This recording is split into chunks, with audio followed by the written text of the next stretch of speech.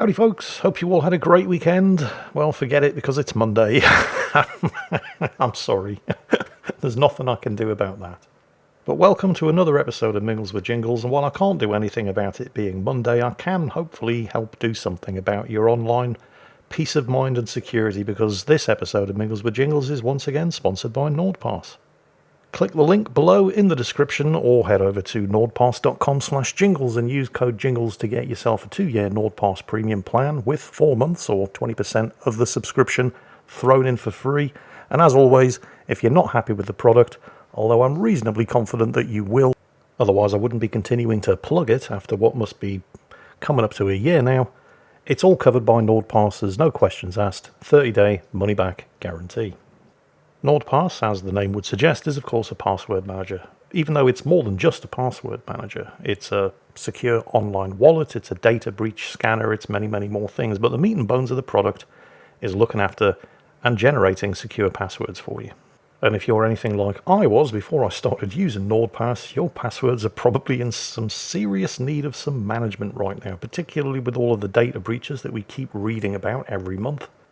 I'm happy to reassure you that there have not been any major data breaches thus far in the month of October, well aside from the really embarrassing one that happened to Uber a couple of weeks ago, where some teenager got access to their network and used it to start posting rude pictures to one of their employees. American Airlines suffered a breach. Rockstar had some Grand Theft Auto 6 footage breached and leaked. But a minor data breach can be just as bad as a major data breach if you're one of the ones affected, because particularly if you use the same email and password for everything, because then the hacker just goes on a phishing expedition with your email address and your password and sees what are the doors they can unlock, like for example your Amazon account, because you really don't want to be the guy to wake up one morning and find out that they've just spent $3,000 on Amazon gift cards. And that's why I use Nordpass and why I've been using it for more than a year now, and am entirely happy to continue recommending it to you guys. Just head over to nordpass.com/jingles and use code JINGLES. Get yourself a 2-year Nordpass premium plan with 4 months thrown in for free, all covered by Nordpass's no questions asked 30-day money-back guarantee. Well, I hope you all had a great weekend, because I didn't. Let me tell you what happened. So Thursday night, like really late on Thursday night, 10, 11 p.m, I get a message on my phone from my doctor letting me know that I can book a COVID vaccination booster shot. I'm like, oh, all right. So when are these appointments available? The next day, like less than 12 hours later. All right, fair enough. So the closest surgery that I could actually get the booster shot done was about 3 or 4 miles away. Not a huge problem, unless you can't drive and don't have a car. So I grabbed a taxi. Fortunately, the taxi driver said, yeah, it's no problem, I'll wait. And he didn't keep the meter running while I was inside. And I was in and out pretty quickly. So I got the booster shot in my left arm, and they were giving out free flu vaccinations as well. National Health Service here in Britain, you basically don't pay for medication. So I thought, what the hell, why not? I'll take the flu vaccination. The flu vaccination didn't cause me any problems.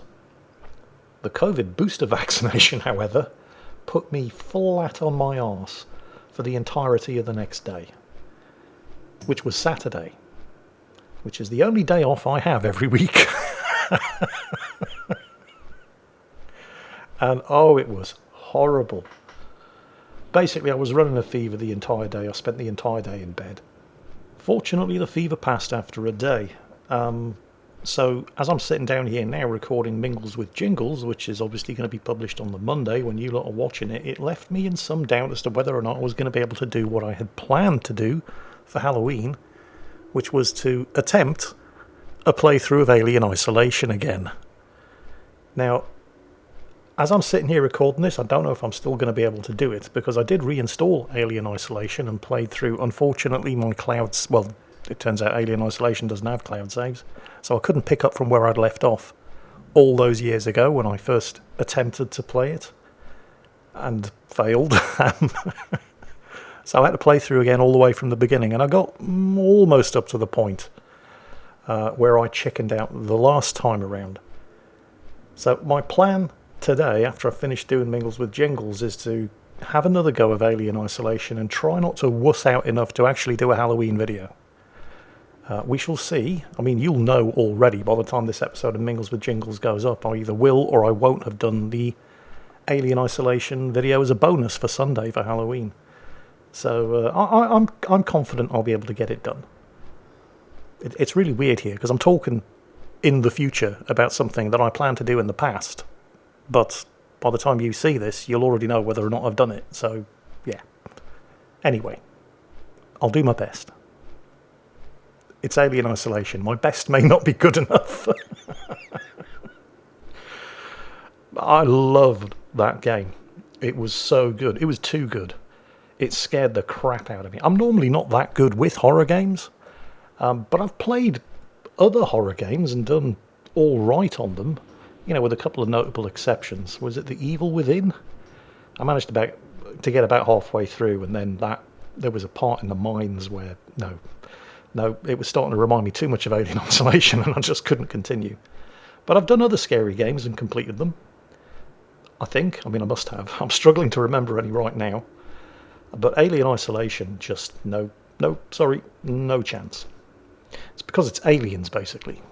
And because Alien, the original movie, Ridley Scott's movie, came out in 1979. And it still holds up today. If you haven't seen it, you must watch it. I was 9 years old when it came out. And obviously I didn't see it when I was 9 years old because it was I think at the time they called it a Certificate X, which nowadays would be an 18 rating, or like an R-rated movie in the USA. There was no way a 9-year-old was getting to watch it. But the day before we emigrated to South Africa in 1982, when I was 12 years old, it had its UK television premiere. So I saw Alien when I was 12. And it scared the shit out of me. I mean, of course it did. It was a really scary movie. And I was 12. It's still a really scary movie today. And it's safe to say it had a lasting impact. And then, of course, the sequel came out, the James Cameron sequel, Aliens, in 1986, which I did get to see at the movies, even though it was an 18 certificate and I was 16 years old. I managed to get in. And I don't want to say Aliens was better than Alien, but it was as good, just a different kind of horror movie. It was more action rather than suspense. And then, of course, there were the other sequels, which weren't terrible, mostly. But they were nowhere near as good as the first two. But the fact that I'd seen that original movie when I was 12 years old, from that moment on, anything with the alien in it is always going to be scarier for me than anything else. And the thing about playing a game like Alien Isolation, it's not like watching a movie. I mean, the movie's scary enough. But when you're playing the game, especially when you're playing the game in the dark with headphones on, it puts you right in the shoes of the protagonist. And it's just so much scarier. And I just couldn't do it. I think I famously lasted up until the medical section in Alien Isolation, which was the first point at which you were actually genuinely really in danger from... Well, it wasn't... There was a point earlier on in one of the Systech spires where the alien could catch you and kill you. And it did. And I kept going. But that was more of a set piece. The real meat and bones of the game, where at any point the alien is hunting you, didn't really start until you got to the medical spire. And that was as far as I got, because I just couldn't. Nope. Sorry, too scary. So I'll have a go, and of course by the time you've watched this episode of Mingles with Jingles, you will already know whether or not I succeeded, because the video will have gone up yesterday. But I'm feeling confident that I can... Well, I don't know. I mean, this wouldn't be the first time I've tried to have a go of Alien Isolation again, or any of the DLC. A couple of years back, I thought, okay, I'll do it in broad daylight. I will not have headphones on. And yeah, it didn't go well. I loaded up my save. The alien came out and I said, nope. And that was as far as I got. Yeah, I know. I'm crap.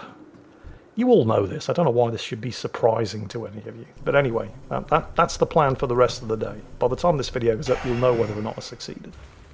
Well, in other news, has anybody been playing Gotham Knights?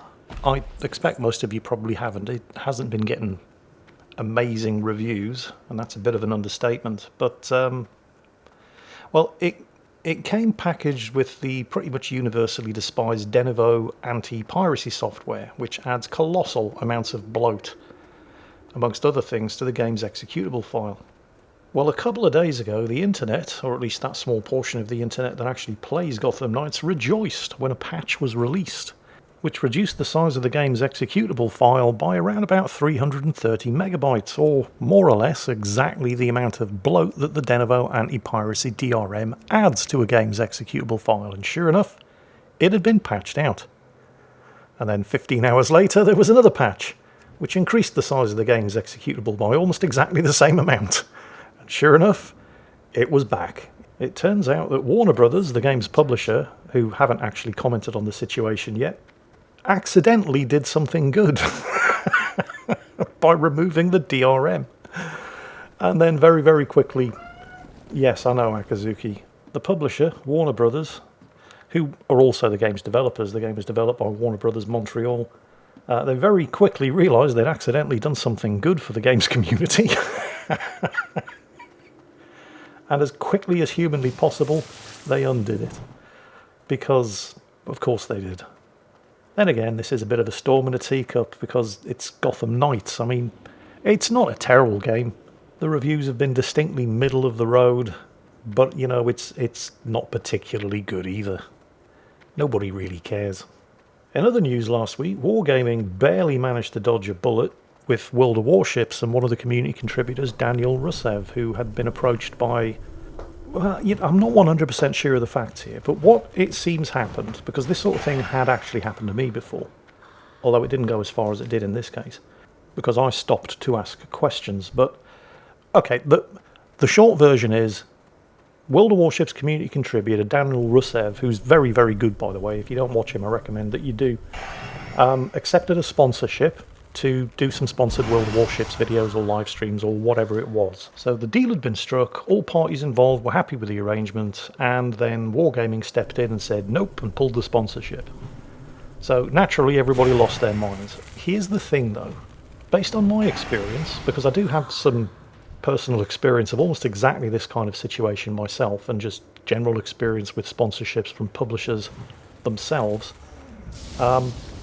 what almost certainly happened here was that Daniel didn't sign any kind of sponsorship deal with Wargaming directly, because publishers usually don't do these things directly. They take a pot of money, they set it aside, and they contact a marketing agency and they say, here's an amount of money, get us this number of sponsored live streams and or YouTube video views, and providing you achieve that number, anything left over in the pot is yours. That's usually the way these things work. And I know this because it's happened to me on more than one occasion. And on one occasion, it happened while I was a World of Warships community contributor, where some marketing agency contacted me to do a sponsored World of Warships video. And since I put 2 World of Warships videos up a week anyway, I thought, well, that's basically free money. And I would have been completely within my rights to go ahead and do this, because Wargaming had never made it clear to me, or as far as I'm aware, anybody, that I wasn't supposed to do this. But I thought, well, this does seem a little bit too good to be true. I'll check in with Wargaming before I agree to the deal. And so I contacted Wargaming via the, at the time, community contributors Discord. And they said, oh, really? Yes, they're not supposed to do that.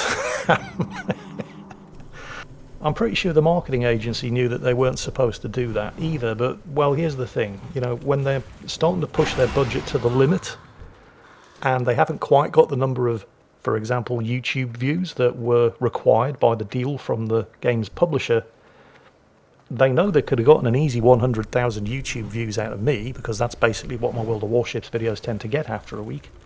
So they can save themselves a bit of money, come in under budget, and keep the rest of the pot for themselves by getting an established YouTuber like myself to basically call one of my 2 weekly World of Warships video a sponsored video.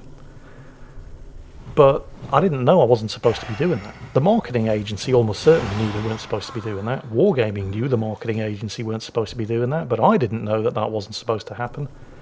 And it was only because it seemed like it was too good to be true that I went back to Wargaming and checked.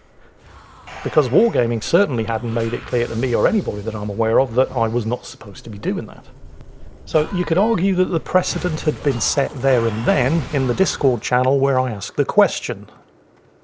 I mean, you could argue that. It's possible that Wargaming went back and updated their community contributors' terms of service, if you like, to include you're not supposed to take sponsorships on from third-party marketing agencies to promote our game if you're a community contributor, but I don't know because that was certainly never publicised.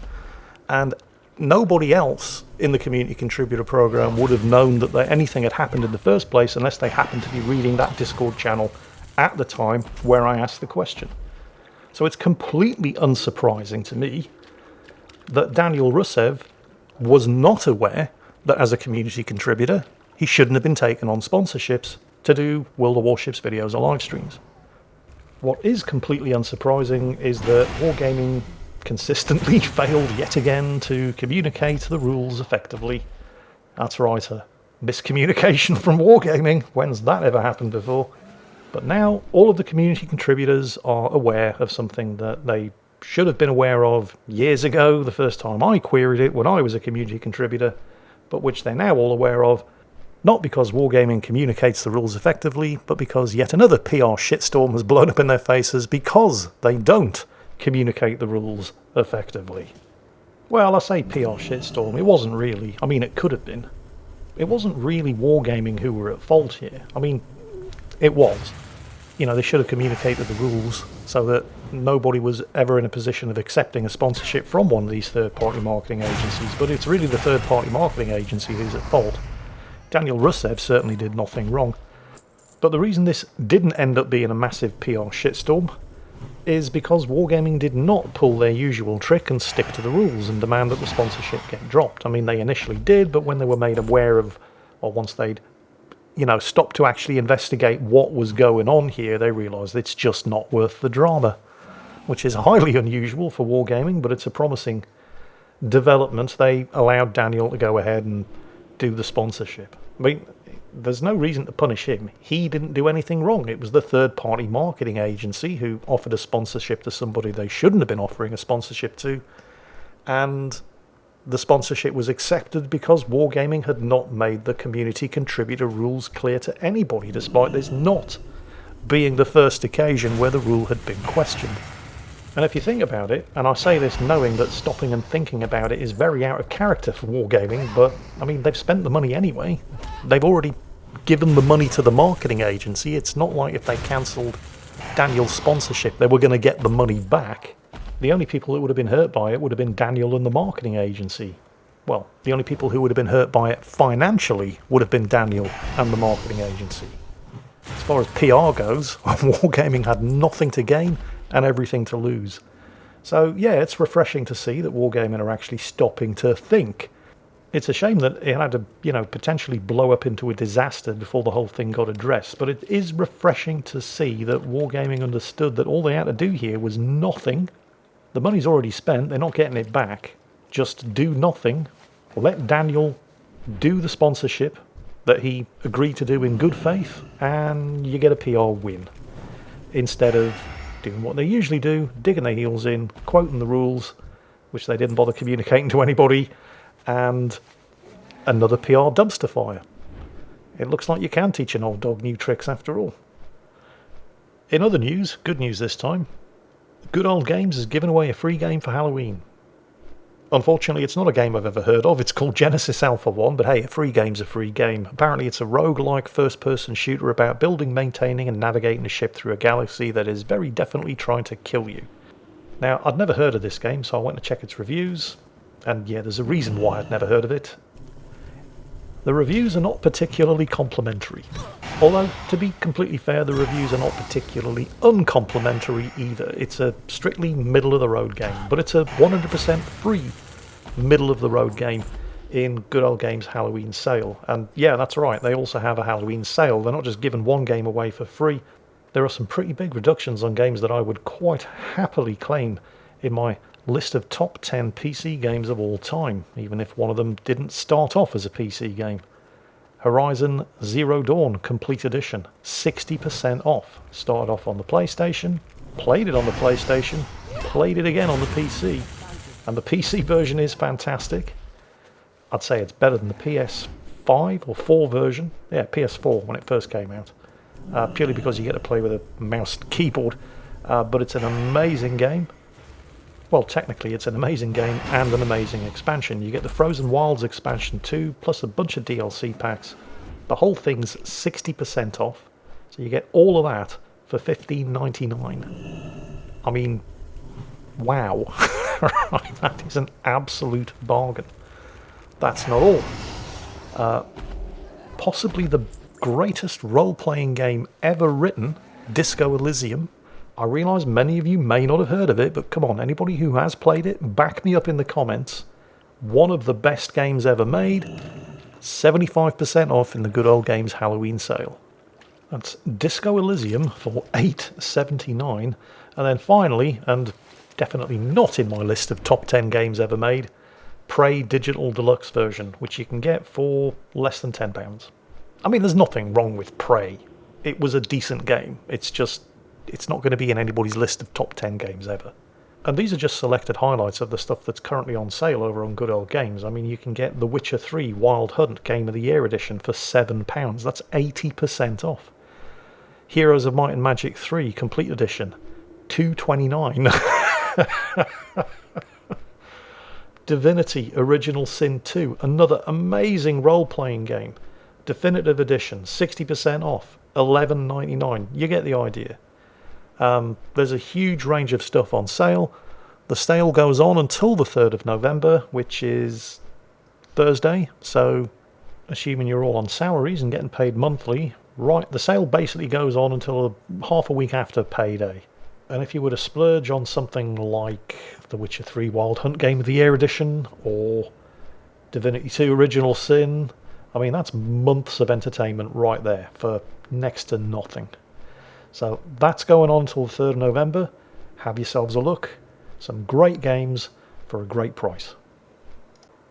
Before we finish for the day, I have literally just spotted another piece of news which seems, I don't know, it seems a bit like destiny at this point because it's to do with Alien Isolation. Apparently there's a mod out for it that turns Alien Isolation into Aliens Isolation. And when I say Aliens Isolation, I don't mean it gives you body armour, a pulse rifle and 40mm grenades. No, it just gives you more aliens.